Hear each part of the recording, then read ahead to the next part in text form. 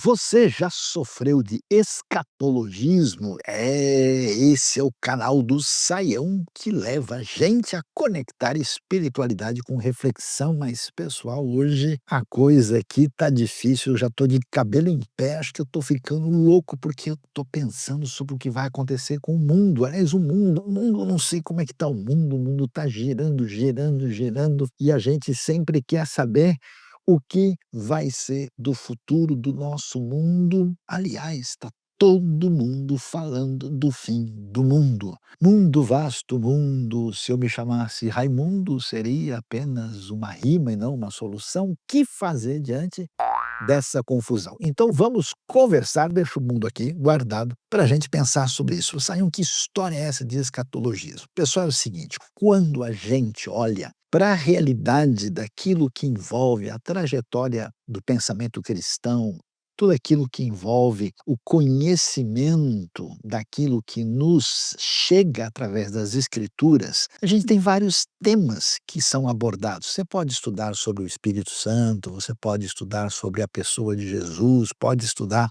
sobre a doutrina do pecado, pode falar sobre ética, sobre a importância da atuação social da comunidade cristã, você pode falar sobre milagres e o poder de Deus, você pode falar sobre a história da salvação, mas não é que de um tempo para cá parece que tem gente sofrendo de escatologismo. Preste bem atenção aqui, o professor Saião, escatologismo. O que que é isso? É a ideia que a única coisa que importa na Bíblia é a escatologia, e principalmente um tipo específico de escatologia que fala para gente o tempo todo sobre o fim do mundo. Eu não me esqueço jamais, uma vez conversando com uma pessoa em conflito, que precisava conversar com outra pessoa, sabe como é que é? Pedir desculpas, acertar os ponteiros, e de repente a pessoa falou: "Não, isso aí é só no milênio". Eu falei: "Mas não é possível, era uma coisa tão simples de um conversar com o outro", e a pessoa, veio com uma conversa, assim, né, que é uma desculpa milenar sobre o assunto.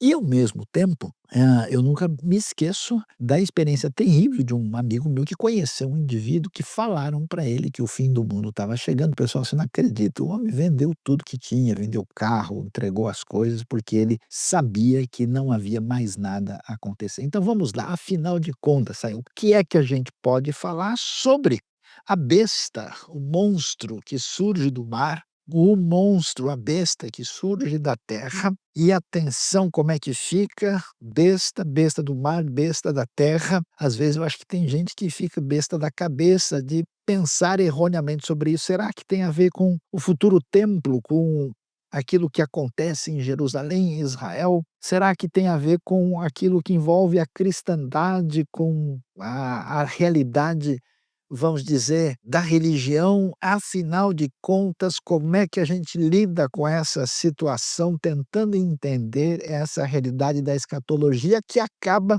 interferindo no nosso dia a dia? Então vamos lá pensar sobre o assunto. Por que essa questão se tornou e tem sido um problema para muita gente? Primeiro, a questão número um envolve essa ideia de que quase qualquer coisa que a gente encontra na Bíblia tem significado ligado ao último momento do final dos tempos. Muitos textos que as pessoas leem e fazem ligação com o final dos tempos, na verdade, não têm qualquer relação com o momento do desfecho da história. É muita coisa extremamente mal explicada. Nós temos no canal muitos vídeos sobre o tema, você pode pesquisar e usar aí à vontade. A segunda coisa é que, olhando para a verdadeira escatologia, que tem que significado? Significado de que o mal que está presente no mundo, a rebelião humana contra Deus, os desencontros dessas pessoas umas com as outras, vai ter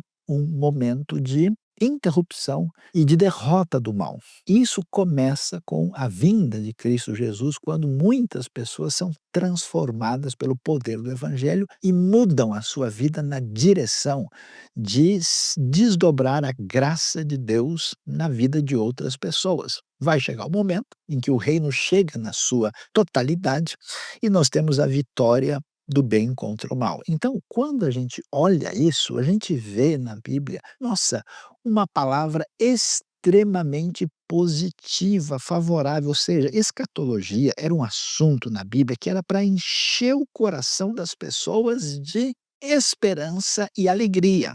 Nas palavras do próprio apóstolo Pedro, né, que até eu estava vendo aqui um comentário, aliás, 1º e 2º Pedro vão falar muita coisa sobre essa esperança. Ele diz aqui para a gente o seguinte, né, 1 Pedro capítulo 1, verso 3: "Bendito seja o Deus e o Pai de nosso Senhor Jesus Cristo, conforme a sua grande misericórdia, ele nos regenerou para uma esperança viva, por meio da ressurreição de Jesus Cristo dentre os mortos, para uma herança que jamais poderá perecer, macular-se ou perder o seu valor." Ou seja, ele nos regenerou para uma esperança viva. Essa expectativa está lá. E quando a gente vai um pouco mais para frente e lê o livro do Apocalipse, capítulo 11, verso 15, a gente lê, olha só: "O 7º anjo tocou a sua trombeta e houve fortes vozes nos céus que diziam: o reino do mundo se tornou de nosso Senhor e do seu Cristo, e ele reinará para todo sempre." Então preste atenção,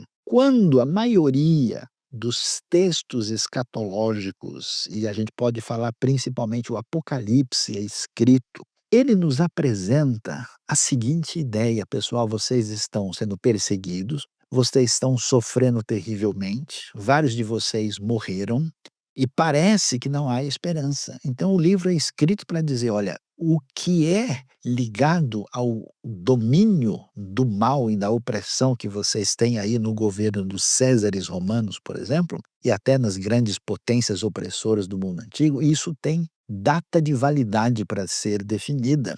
E a verdade é que Deus vai agir de modo que nós temos esperança, nós recebemos consolo da parte de Deus e recebemos também uma proposta de como nós devemos agir nesse contexto tão tumultuado. Então, é interessante que o Apocalipse é um livro cheio de esperança, de consolo, de vitória. Aliás, de todo o Novo Testamento, é o livro mais cheio de cânticos e de celebração e de grande proclamação de vitória. Está cheio de améns e aleluias em toda parte do livro, terminando com uma celebração para lá de extraordinária. Então, pessoal, a pergunta é: quem é que está ficando louco? Será que é o Saião que deixou o cabelo endoidado e segurou o mundo na mão? Ou será que essa galera que está escutando coisas sem noção que só traz confusão? Então, para a gente entender isso, vamos lá. Primeiro, a pessoa está lendo coisas que não se aplicam ao desfecho da história de maneira errada. Aquele texto não se refere a isso. Segundo,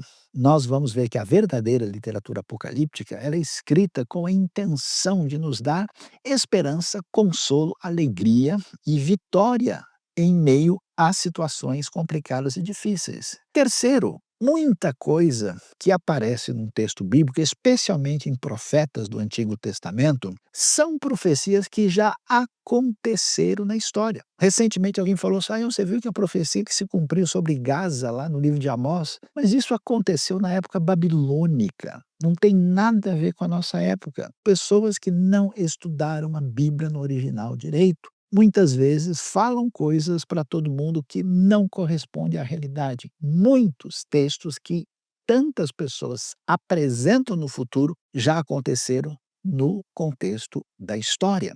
A outra coisa que chama atenção é que algumas das profecias que nós lemos são profecias apresentadas em uma linguagem poética e numa linguagem simbólica. O Apocalipse, quando fala da besta, dos monstros que vão surgir, é claro que não é literal. Não só não é literal o que nós lemos sobre os monstros, as bestas, como não é literal uma série de outras coisas que aparecem lá, porque o livro é simbólico, por definição. E alguns textos, especialmente dos profetas do Antigo Testamento, lidos literalmente, não são lidos corretamente. Então é necessário prestar atenção a cada texto, ver a natureza literária daquele texto, observar se ele tem um cumprimento na história. E às vezes você tem textos do Antigo Testamento que se cumprem literalmente no Novo. Por exemplo, a Bíblia diz em Miqueias 5:2 que nasceria o Messias em Belém, Efrata, Belém de Judá. E isso se cumpre com o nascimento de Cristo Jesus. A profecia foi cumprida literalmente.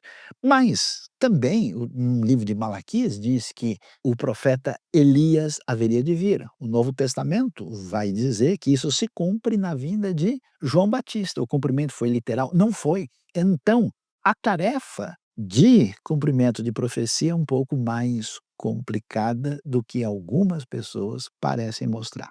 E a próxima coisa complicada do escatologismo é achar que a Bíblia foi escrita para discutir as notícias que saem na televisão e no mundo digital. Pessoal, é tanta coisa que as pessoas observam por elementos políticos que acontecem na América do Norte, que acontece na Europa, que acontece no Oriente Médio, na Ásia, em outras partes, às vezes até no Brasil, e ficam fazendo associações inadequadas, equivocadas e erradas com a ideia escatológica que a pessoa colocou na cabeça. Então preste atenção, nunca a escatologia foi nos dada na Bíblia como um manual de adivinhação, para a gente ficar olhando à nossa volta e falar: "Ah, já sei, isso aqui é o fulano de tal. Não, o anticristo ele vai usar chapéu ao contrário. Ah não, o que vai acontecer, o anticristo ele vai operar na bolsa de valores". Nenhum texto foi escrito com esse objetivo. A maneira que os textos falam de escatologia é totalmente diferente. Segundo, muita gente que fala sobre escatologia de maneira indevida traz toda uma espécie de medo e pavor nas pessoas. Quer dizer, olha, vai acontecer isso de ruim, agora a coisa só vai de mal a pior. Impressionante que às vezes tem alguma coisa que está melhorando no mundo e a pessoa diz: "Olha, mas quando eu ouvir falar de paz, então quer dizer que a coisa vai ser pior". Calma aí, meu amigo, que paz é essa? Por que que foi escrito isso? O que significava essa paz? Como assim? Tudo que o indivíduo ouve falar que o tempo vai melhorar, ele diz que as coisas serão piores. Não é o caso, nem é correto entender as coisas dessa maneira. Então nós não podemos imaginar que esse tipo de postura traz isso. E terceiro, é interessante que essa atitude problemática escatológica, ela leva a uma postura escapista da vida. A pessoa diz o seguinte: "Olha, sabe fulano, o fim do mundo já está chegando mesmo, a gente não tem o que fazer, está tudo pior, só tem notícia ruim, é um catastrofismo em cima do outro. Sabe de uma coisa? A gente abandona esse mundo, larga ele para lá, porque não tem o que fazer". Jesus disse que a gente deve ser sal da terra, que a gente deve ser luz do mundo, que a gente deve fazer diferença, que a gente deve abençoar as pessoas. Então ninguém tem o direito de parar, de ser caminho de bênção e de fazer o possível para fazer do mundo um lugar melhor, porque um dia o fim do mundo vai chegar. E fique sabendo que ainda tem muitos povos e nações que vão conhecer o evangelho. Fique sabendo que há muitas coisas na boa escatologia que vão ser uma realidade até que o reino de Deus venha na sua plenitude com a volta de Cristo. Então a minha pergunta é: você tem sofrido de escatologismo? Tem perdido, vamos dizer, o sono? Tem ficado apavorado? Tem aí ficado assustado com cada notícia que surge quando existe um escatologista indevido de plantão dizendo A, B ou C? Não faça isso. Volte-se para a palavra de Deus, estude a coisa com profundidade, procure conhecer outra perspectiva sobre aquilo que falaram para você e que você seja sal da terra, luz do mundo e, como faz o Apocalipse, traga esperança, consolo e cante, adore a Deus, que será o grande vencedor, especialmente na vinda bendita de Cristo Jesus, nosso Senhor, o Rei deste mundo, agora pertence ao Senhor e ao seu Cristo, e ele reinará para sempre.